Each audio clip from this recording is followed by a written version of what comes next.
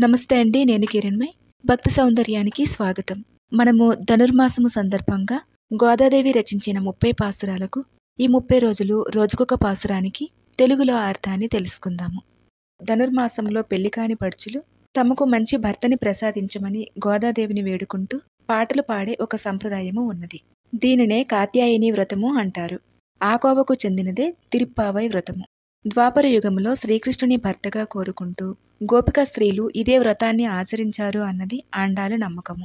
శ్రీ వైష్ణవులు ఏడాది పొడుగునా ప్రతిదినము వాళ్ళ ఇళ్లల్లో దేవాలయాల్లో ఈ పాసురాలను విధిగా పఠిస్తారు. 12 మంది ఆళ్వారులలో ఒకరైన గోదాదేవి ఈ 30 పాసురాలను రచించింది.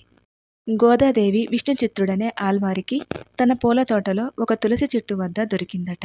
ఆమె పెరిగి పెద్దదవుతున్న కొలది శ్రీరంగనాథుడి పట్ల భక్తి పెరుగుతూ ఆయననే వివాహం చేసుకుంటానని పట్టుపట్టింది.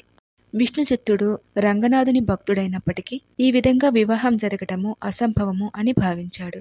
కాని గోదాదేవి భక్తి ఫలించి రంగనాథుడు స్వప్నంలో గోదాదేవిని వధువుగా అలంకరించి ఆలయానికి రప్పించవలసినదని పెద్దలకు ఆజ్ఞాపించాడు. సాలంకృత కన్యగా గోదాదేవి గర్భగుడిలోకి ప్రవేశించి స్వామిని అర్చించి అందరూ చూస్తుండగానే స్వామిలో లీనమైపోయిందని ఐతిహ్యము.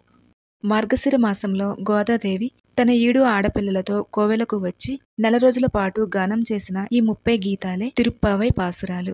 ఇప్పుడు గోదాదేవి రచించిన 30 పాసురాల్లో మొదటి పాసురానికి అర్థాన్ని తెలుసుకుందాము. సుసంపన్నమైన గోకులంలో పుట్టి సుశోభితులైన గోపికలారా, మార్గశీర్ష మాసము ఎంతో మంచిది. వెన్నెలలు కురిపిస్తుంది. చాలా మంచి రోజులివి.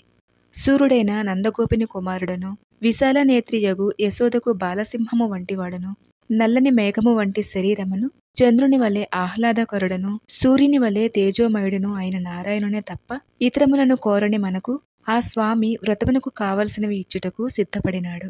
కావున మీరందరూ ఈ వ్రతములో ప్రవేశించి లోకము ప్రకాశించినట్లుగా దానికి అంగమైన మార్గలి స్నానము చేయు కోరిక గల వారందరూ ఆలసింపగా శీఘ్రముగా రండి అని గోదాదేవి గొల్ల కన్యలందరినీ ఆహ్వానించుచున్నది. ఇది మొదటి పాసురానికి అర్థము.